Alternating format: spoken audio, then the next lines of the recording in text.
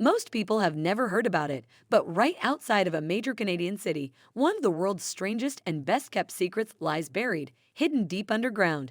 Placed there by a single man with a unique vision, his epic project has inspired countless people and angered many others, including local authorities. Who is this man, and what is this project that he's dedicated his life to? Read on to find out.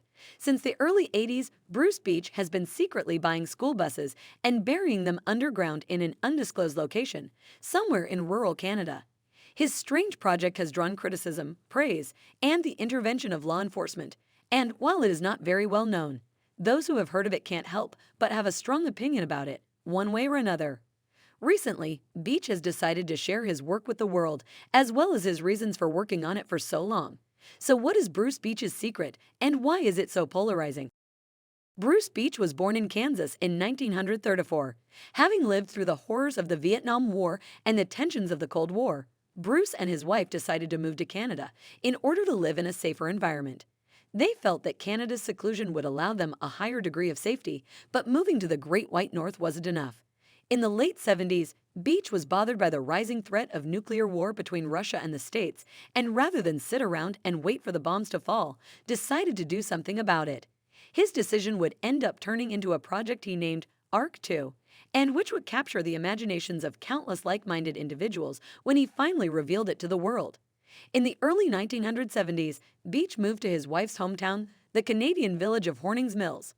Approximately a 90-minute drive from Toronto, Hornings Mills is isolated, scenic, and most importantly, safe.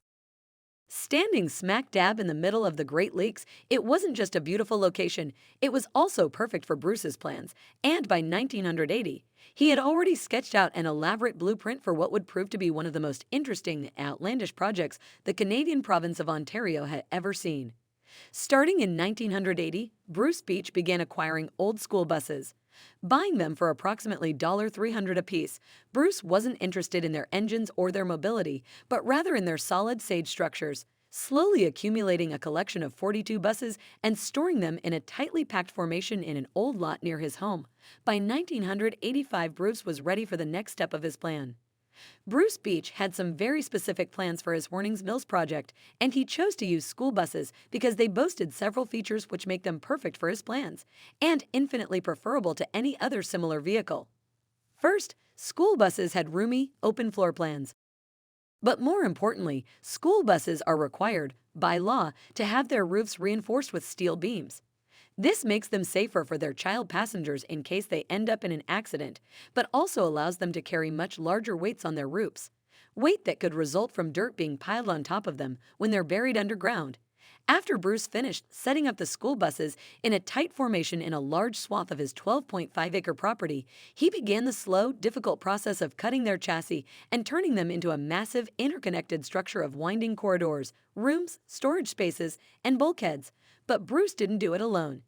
As he began construction, a small army of like-minded volunteers began to show up and over the next few years would help complete the construction of the complex.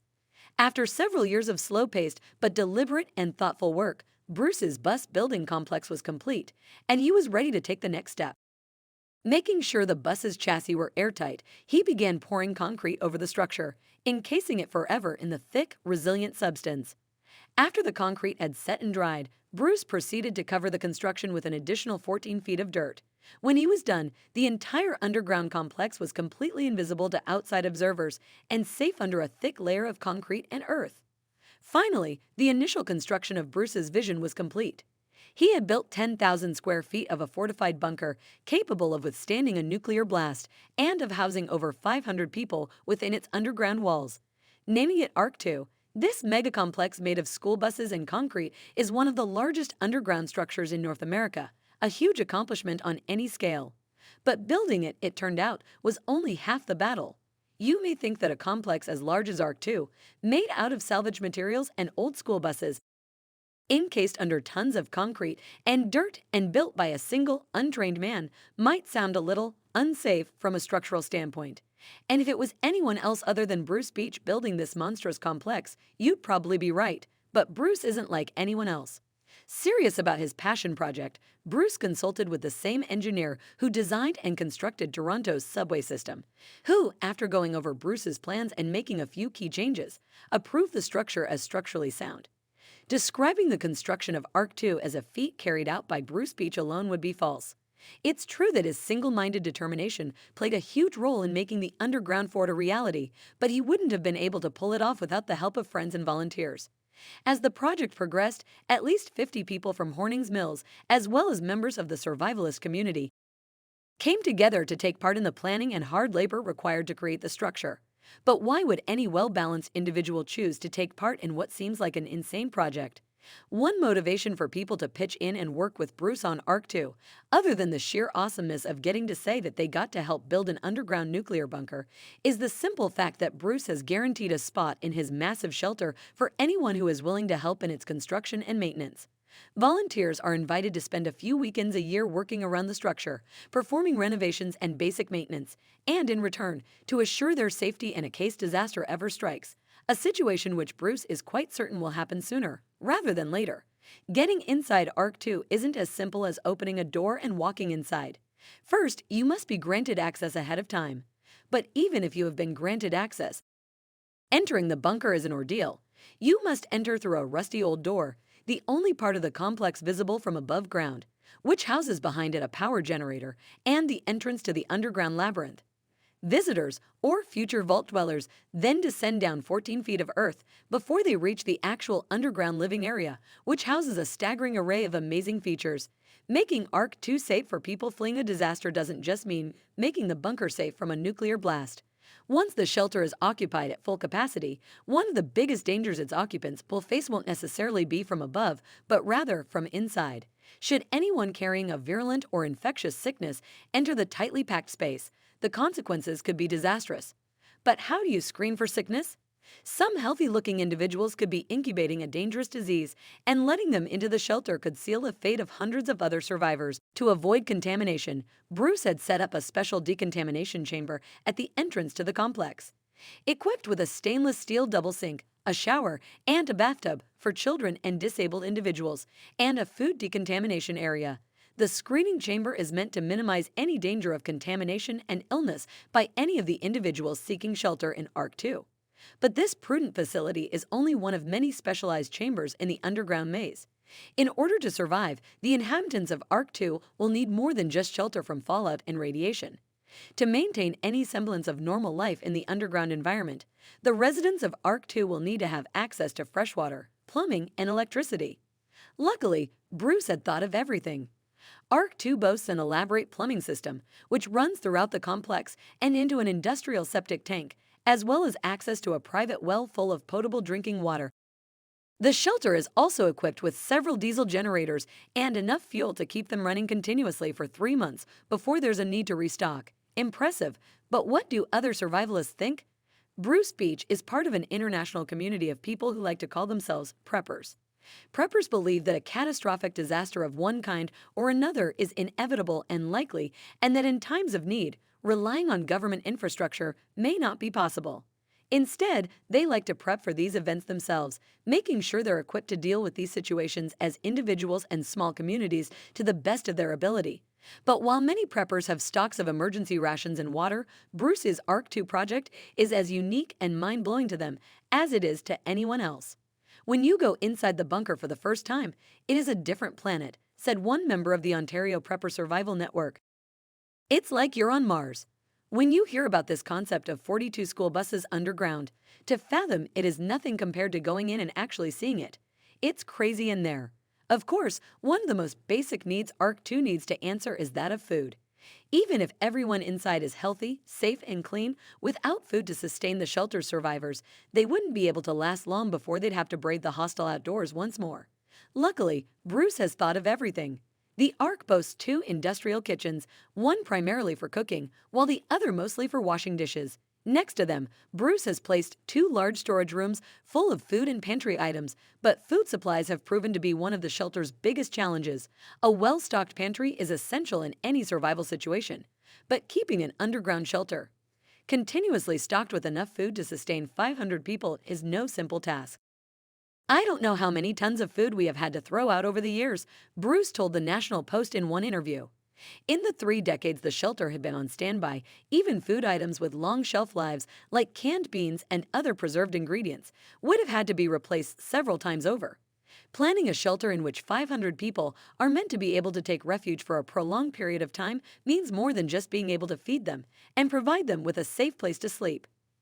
Half a thousand people with no place to go are bound to come with a wide array of needs that will have to be answered.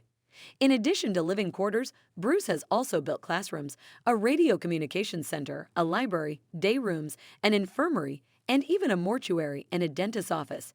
It seems Bruce has taken everything into account, and that the people seeking refuge in Ark 2 will be more than comfortable in his facility. Still, Ark 2 isn't exactly a five-star hotel, as you'll soon see. Ark 2 was designed and built as a shelter meant to allow people to survive the harshest catastrophes imaginable. That means that space inside the shelter is at a premium, and things like keeping families together take second priority to comfortably housing as many people as possible.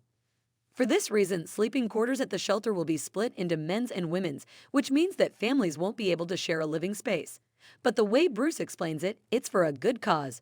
Even though parents would have to sleep in different quarters, Bruce has given a lot of thought to the kids who would have to spend time underground.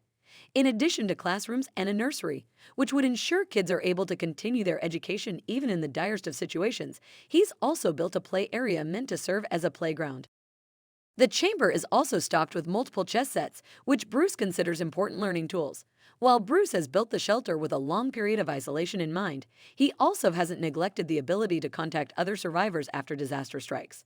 Arc 2 is equipped with an advanced radio broadcast system, which can send and receive messages on both AM and FM frequencies. Strong enough to reach both Canada and the United States, Arc 2's comms rig is likely to be the survivors' major means of communication with the outside world. So what are preppers? Preppers believe that some sort of catastrophic incident in the future is not only likely but imminent, and who decided to take action to ensure they will be able to survive it without needing to rely on outside sources. They spend much of their time and money on preparation, training, and equipment for whatever event may occur, and try to be as ready as they can at all times.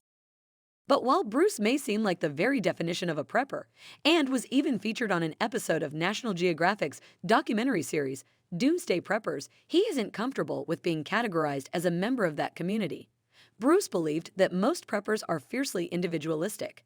He believed most of them are primarily concerned with their own personal safety rather than that of others, and so he distinguished his own efforts from theirs by saying that Arc 2 and his preparation for a catastrophic event are driven by altruism and a desire to help others rather than to simply maintain his own personal safety. But while Bruce saw himself as an altruistic contributor to society, others have raised some resistance to his efforts. While Bruce saw Arc 2 as a public service and has repeatedly stated it is a shelter that is open to everyone, local authorities are far from happy with its construction and have repeatedly tried to shut it down. Ontario's government has classified Arc 2 as a public hazard and has spent quite a lot of money trying to make it go away. It doesn't help that Bruce built his bunker without proper permits, although it was constructed on his own private property. Over the years, Bruce has had to appear in court more than 30 times. The fire department isn't very happy with Arc 2 either, classifying it as a fire hazard. They've closed the complex down several times and even showed up at a gathering Bruce organized on his property in an attempt to shut it down once more. Bruce believed these attempts to shut his operation down were not legitimate and were merely distractions, taking away from the real work he's trying to accomplish. Bruce has served in the United States Air Force as a radio control tower operator and later in his life taught computer science at a college. Based on his experiences, Bruce believed a nuclear war will start after Pakistan bombs India. I used to always say the end of the world was going to be 2 years from now, he told the National Post, but now I say it is going to be 2 weeks from now, and if I am wrong, I will revise my date. Bruce always saw his project as a truly altruistic and humanitarian undertaking and operated a network called SAFE to prove it. SAFE is an acronym that stands for Safe America for Everyone, which means that anyone and everyone is welcome at Arc 2, regardless of their race, culture, politics, or religion. Bruce has stated that I'm an optimist about the long-term future of mankind, but a pessimist about the immediate future. This means that while he believed catastrophe is imminent, he also believed that it will prove to be an opportunity to rebuild a better, healthier, and more tolerant society when the dust finally settles. His advice for others is to think about their priorities and to ask themselves what their plans are in case catastrophe does ever strike. In the end, Bruce Beach's life came to an end before the world did after he suffered a heart attack at the age of 87 in 2021. Now, his wife and 5 children are left to wonder what's next for their patriarchy's mission. Meanwhile, Antonia Lau, a member of Beach's wide reaching bunker community, has taken over his long running prepper newsletter, which goes out to roughly 2,000 people around the world.